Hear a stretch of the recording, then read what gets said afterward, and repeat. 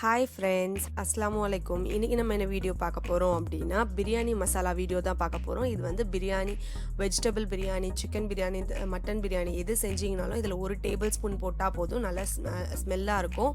இதுக்கு என்னென்ன இன்க்ரீடியன்ஸ் தேவைன்னு பார்க்கலாம். இப்போ நான் வந்து ஸ்டார் அனஸ், அதாவது வந்து அன்னாச்சி பூன்னு சொல்லுவாங்க, அது 2 டேபிள் ஸ்பூன் எடுத்திருக்கேன். எல்லாமே வந்து ஒரு டேபிள் ஸ்பூன் வந்து ஒரு ஸ்பூனில் கரெக்டாக அளந்துக்கோங்க. இதில் வந்து ஸ்டார் அனஸில் வந்து 2 டேபிள் ஸ்பூன் எடுத்திருக்கேன். ஏலக்காய் 3 டேபிள் ஸ்பூன் எடுத்து வச்சுருக்கேன். இந்த ஸ்பூனில் தான் நான் அளந்துருக்கேன். அதே ஸ்பூனில் தான் எல்லாத்தையும் அளக்கணும், அது மட்டும் கரெக்டாக பார்த்துக்கோங்க. கிராம்பு 2 டேபிள் ஸ்பூன் எடுத்து வச்சுருக்கேன். 6 காஞ்ச மிளகா மட்டும் எடுத்து வச்சுருக்கேன், 6 போதும். அதுக்கப்புறம் வந்து பட்டை 4 துண்டு போதும். ரொம்ப நிறைய போட்டுட்டிங்கன்னா ஸ்மெல் அதிகமாகிடும், அதனால் நிறைய யூஸ் பண்ணாதீங்க. 4 துண்டு போதும். அதுக்கப்புறம் 4 பே லீஃப், அதாவது வந்து பிரிஞ்சி இலை 4 எடுத்து வச்சுருக்கேன். இப்போ வந்து அதே ஸ்பூனில் வந்து 2 டேபிள் ஸ்பூன் தனியா, 1 டேபிள் ஸ்பூன் பெப்பர் எடுத்து வச்சுருக்கேன். வாங்க இது இப்போ எப்படி செய்யலான்னு பார்க்கலாம்.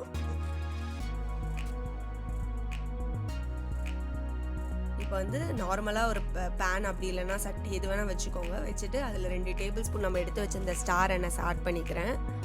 அப்புறம் 2 டேபிள் ஸ்பூன் தனியா. நீங்கள் இது எந்த ஆர்டரில் வேணால் ஆட் பண்ணலாம், ஆர்டர்லாம் விஷயம் கிடையாது. அப்புறம் அந்த பிரிஞ்சி இலை 4, 2 டேபிள் ஸ்பூன் கிராம்பு ஆட் பண்ணுறேன்.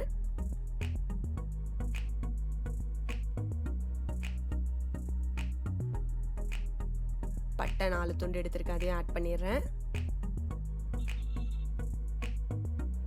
அந்த 6 காஞ்ச மிளகாய் எடுத்து வச்சுருந்தோம்ல, அதை ஆட் பண்ணிடலாம். பெப்பர் ஆட் பண்ணிடலாம்.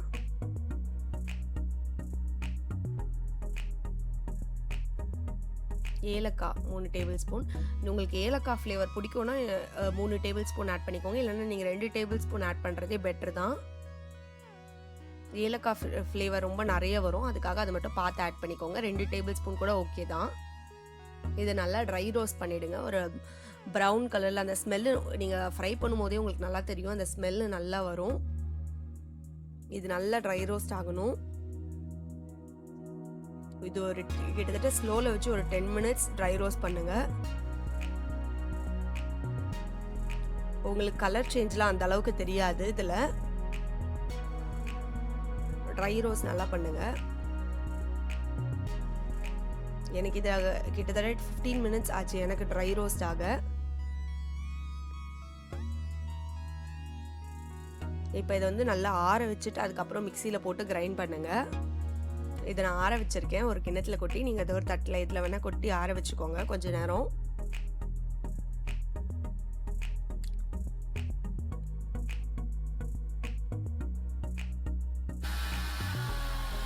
இதை வந்து கிரைண்ட் பண்ணும்போது நல்லா சாஃப்டாக மாவு மாதிரி வர மாதிரி கிரைண்ட் பண்ணுங்க. நல்ல பொடி பண்ணிக்கோங்க.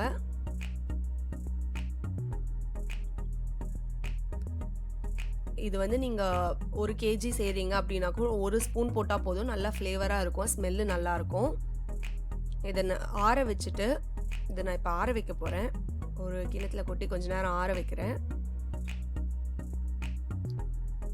இதை ஆற வச்சுட்டு ஒரு ஏர்டைட் கண்டெய்னரில் ட்ரான்ஸ்ஃபர் பண்ணி வச்சுக்கிட்டிங்கன்னா நீங்கள் 1 மந்த் கிட்ட வரைக்கும் உங்களுக்கு எங்கள் வீடியோ பிடிச்சிருந்துன்னா மறக்காமல் லைக், ஷேர் அண்ட் சப்ஸ்கிரைப் பண்ணுங்கள். பக்கத்தில் இருக்க பெல் ஐக்கான் ப்ரெஸ் பண்ணிக்கோங்க, அப்போ தான் எங்களோட நோட்டிஃபிகேஷன்லாம் உங்களுக்கு வரும். தேங்க்ஸ் ஃபார் வாட்சிங்.